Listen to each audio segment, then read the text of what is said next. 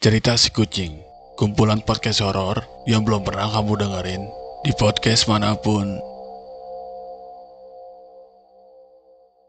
Ya halo semuanya, selamat datang di channel cerita si kucing. Selamat mendengarkan cerita horor yang akan gue ceritakan ini. Sebelum mulai, cerita ini hanyalah rekayasa belaka, kesamaan nama dan tempat kejadian hanyalah fiktif belaka aja. Ya oke, langsung aja.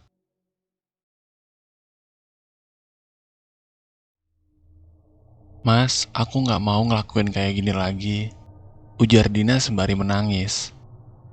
Udahlah, mendingan kamu jagain lilin ini supaya nggak mati, ucap Arman setengah membentak. Dina yang berlinang air mata mulai menyalakan lilin. Dalam sekejap, suaminya yang duduk di lantai dengan selimut jubah, kemudian berubah menjadi seekor babi besar berwarna hitam. Sudah 7 kali Arman dan Dina melakukan pesugihan babi ngepet ini. Dan kali ini adalah upaya mereka yang ke-8. Adapun percobaan pertama mereka lakukan karena desakan ekonomi. Awalnya, baik Arman maupun Dina tidak memikirkan pikiran sama sekali untuk melakukan pesugihan babi ngepet. Dina sudah terbiasa mengurusi pekerjaan rumah, dan Arman bekerja di sebuah pabrik baterai yang berada di kota mereka tinggal. Semua berubah ketika goncangan ekonomi pada pabrik tempat Arman bekerja yang dampaknya adalah gelombang PHK besar-besaran. Arman yang saat itu sudah memiliki jabatan bagus harus tersapu bersama ratusan pekerja lainnya. Peristiwa menyedihkan ini membuat Arman harus luntang-lantung mencari pekerjaan lain. Ia sudah mengirimi lamaran ke 5 perusahaan berbeda, tapi tidak ada satupun yang membalasnya. Pria itu berasumsi bahwa penolakan yang terjadi dalam upayanya mencari pekerjaan diakibatkan oleh usianya yang hampir menginjak 45 tahun. Uang pesangon pun tidak mereka manfaatkan dengan baik. Baik Arman maupun Dina merasa tidak memiliki kemampuan untuk mengelola bisnis, sehingga mereka memilih untuk menyimpannya, berharap ada peluang bisnis yang cocok untuk mereka kerjakan. Tapi nasib berkata lain. Uang pesangon mereka yang semakin menipis tidak diiringi dengan usaha mereka untuk mendirikan sebuah bisnis. Arman dan Dina malah menggunakannya untuk membeli barang elektronik juga perabotan rumah tangga. Arman sebenarnya sempat mencicil sebuah sepeda motor yang ia gunakan untuk bekerja sebagai ojek. Tapi penghasilannya tersebut tidak dapat menutupi kebutuhan keluarganya, sehingga motor tersebut harus ditarik lagi karena putusnya uang cicilan. Sebagai kepala keluarga, Arman bingung melihat keadaan perekonomiannya yang kian memburuk. Semua itu diperparah dengan anak semata wayangnya, yaitu Hilman yang sebentar lagi duduk di bangku SMP, yang dimana memerlukan biaya besar. Himpitan ekonomilah yang membuat mereka memutuskan untuk melakukan pesugihan babi ngepet. Berkat bantuan seorang dukun yang dikenalkan oleh teman lama Arman, Arman dan Dina berada di situasi yang dapat memulihkan ekonomi mereka. Saat itu di desa mereka baru saja kedatangan sepasang suami istri. Sang suami adalah pensiunan tentara dan sang istri seorang wirausaha yang menjual busana muslim. Arman dan Dina menjadikan mereka sasaran pertama karena asumsi bahwa orang baru tidak tahu apa-apa tentang tempat tinggal mereka. Ternyata benar aja. Upaya pertama mereka tidak sesulit yang mereka pikirkan. Dalam waktu kurang dari 3 jam, mereka bisa mendapatkan hampir 10 juta dari rumah pasangan tua tersebut.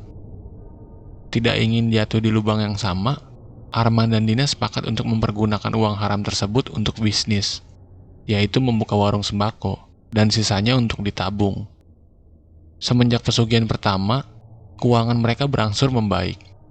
Hilman dapat bersekolah dengan tenang, dan pemasukan dari toko kelontong selalu bisa diandalkan setiap bulannya. Hanya saja, kedua hal itu tidak membuat Arman berhenti untuk melakukan pekerjaan setan itu. Sebelumnya, mereka sepakat bahwa mereka akan berhenti ketika keadaan mereka membaik.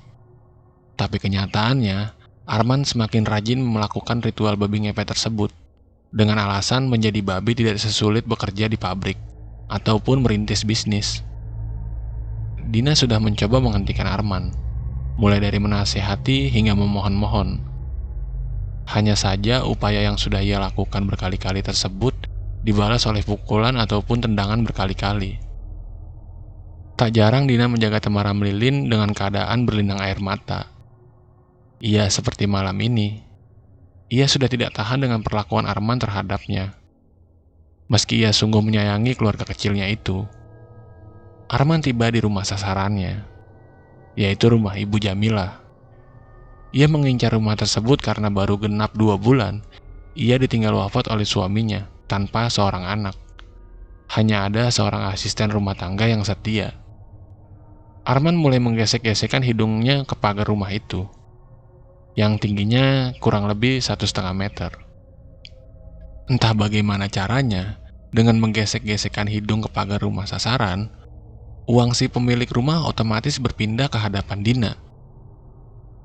Di hadapan Dina, uang pecahan 100.000 pun berserakan. Tapi wajahnya sama sekali tidak menunjukkan kebahagiaan. Ia memikirkan keselamatan Arman dan perasaan anak semata wayangnya, yaitu Hilman. Jika tahu bahwa semua yang dimilikinya adalah hasil pesugihan. Saat sedang asik menggesek-gesek pagar, ada cahaya yang menyilaukan penglihatan Arman. Dalam wujud babi, ia terperanjat karena cahaya tersebut tidak beranjak. Pertanda bahwa seorang yang menggunakannya memperhatikannya. "Babi, ada babi!" teriak seorang pria di atas sepeda motor. Arman tidak dapat melihat jelas wajah pria tersebut karena ia panik dan memutuskan untuk melarikan diri. Melihat seekor babi berlari ketika diteriaki, membuat si pengendara motor berpikir bahwa yang ia lihat bukanlah babi biasa.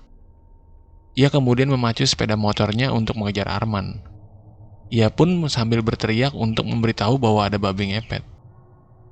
"Babi ngepet, ada babi ngepet!" Teriakan tersebut cukup keras untuk didengar sebuah desa yang setiap malam diselimuti keheningan. Warga pun kaget atas peringatan itu dan spontan mengambil benda yang ada di sekitarnya untuk mengejar Arman yang lari kocar-kacir.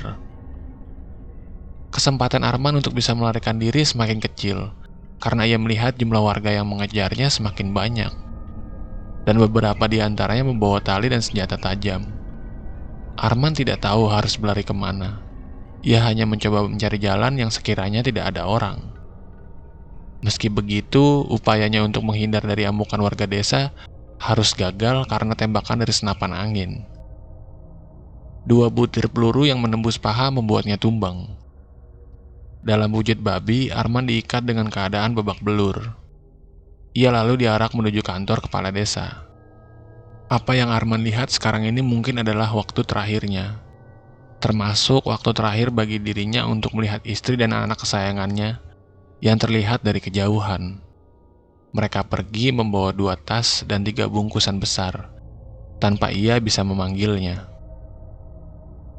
Ya, sekian cerita horor kali ini. Semoga terhibur. Jangan lupa subscribe ya. Oke, dadah.